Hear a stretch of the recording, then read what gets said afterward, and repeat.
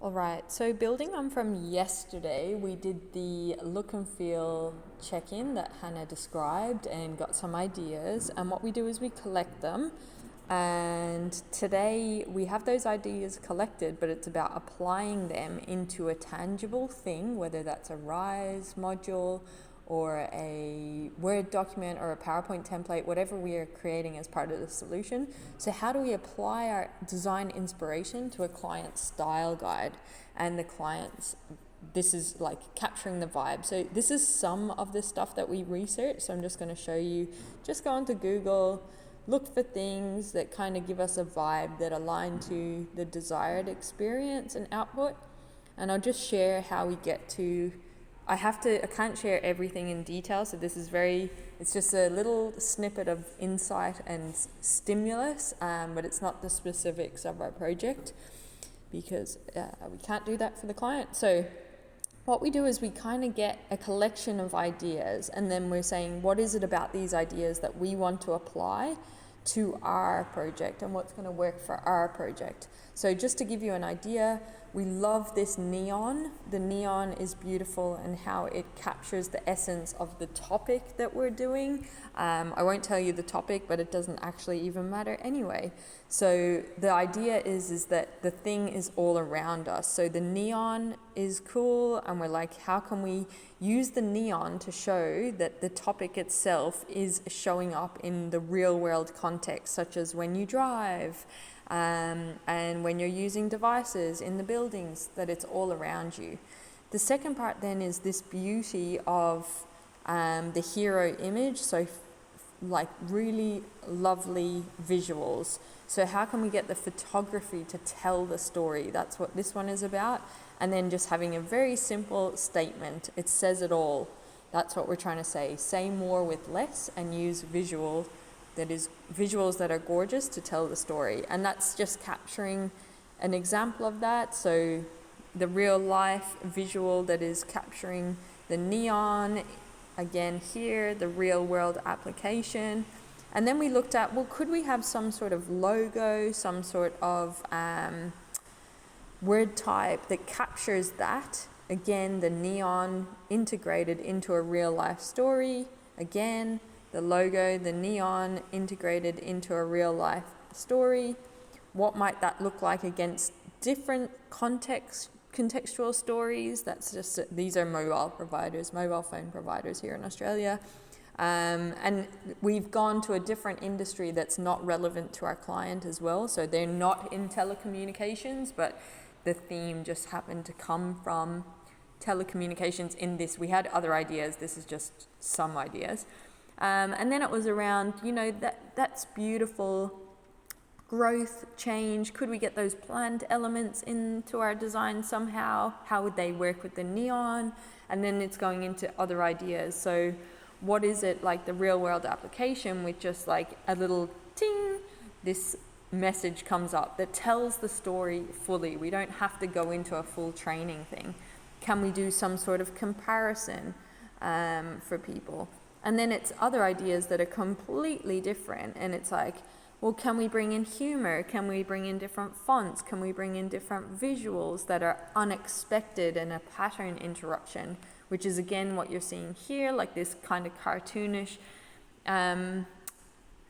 face, and then completely different is the animals, So how can we do a pattern interrupt? So then what we do is the kind of tends to be a theme. Now this is just a few of the ideas. And you go, how can we use these ideas that we like, the different types of fonts, the colors, and apply it to a client style? So those ideas that you saw, they're actually only a third of the ideas. And what you're about to see is only an excerpt as well of things applied. So let me show that. But basically it's about how do we experiment, okay? So we have the top fonts. We're looking for two things of criteria that we wanted was the client's font, but we want a secondary font. So here we're trying to figure out what that secondary font might look like, which one looks like the vibe that we're going for. And then the neon. So what is available? So we're using Canva here. You're looking at our Canva designs. Canva is really, really great, especially if you're not an actual graphic designer or don't have access to one. So we're looking for neon that we can just apply as opposed to have to create custom shapes, because custom shapes are very time consuming and we might not necessarily have the skills. So we're looking at what is available to us in terms of neon shapes to be able to tell the story in the way that we want. So we're kind of capturing things. We looked at these line drawings. So what we're doing here, or Vic is actually doing this, is she's gathering the key essentials of things. Now it is displaying wrong, that text shouldn't be overlapping like that, but I don't have time to fix it for the purposes of the vlog. So Vic's pulling together ideas from all of this stuff to go, is it this? Now it's not perfect, but it's just going, is it a bit of this? Is it a bit of that? Is it some of this, none of that? We initially she's cleaned up her design file a bit more, but we had images that were just in circles, and we were like, is it the square, rectangular, rounded rectangles, or is it circles? What does that look like when it's in articulate rise? What does that look like when it's on a Word document? How is that using up the space? How is that allowing the eye to travel on the screen? So when she has her kind of ideas put together like this, it's a rough draft, she comes to me and we do a sense check. And the sense check is going, yep, it's that, no, it's that. How would that work in the tool? Is it possible? Is it too hard? What risks might come into play? What might be time consuming? All of these questions are being asked so we can help decide what do we pursue further. So we have that check, and a couple of things that she then pulls in, I'll just show you, remember when I was talking about that hero image?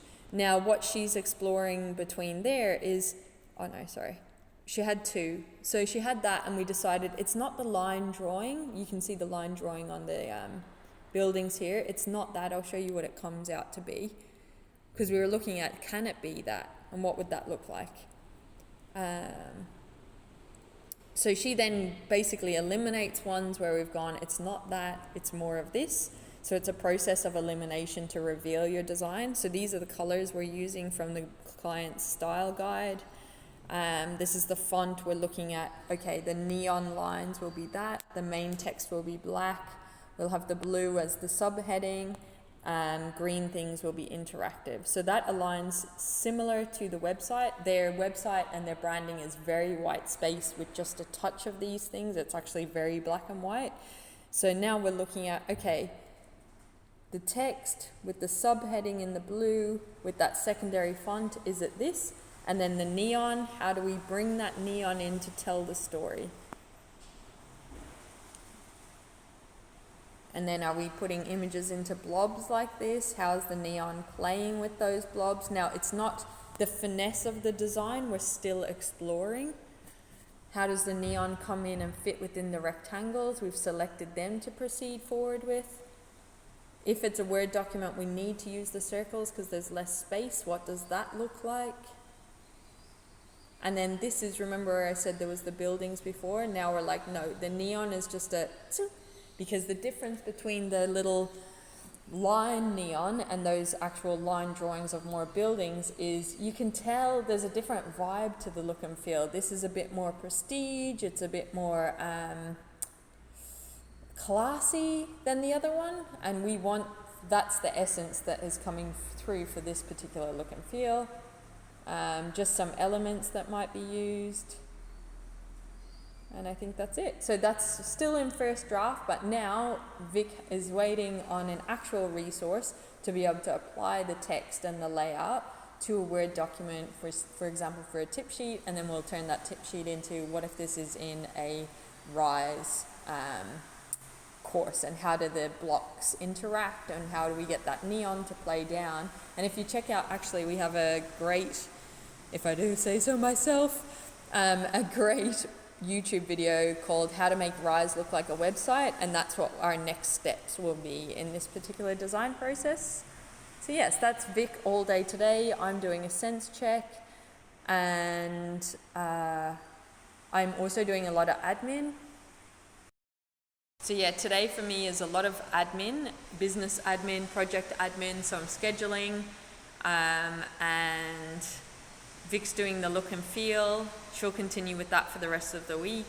And Hannah is she's taken her insights report, remember the ideas, what are we actually going to create as part of the solution? So she's looking at taking forward a team leader supervisor kit for supervisors to lead with their team, a tip sheet, and also an employee action plan. So she is starting to storyboard the content for those particular resources.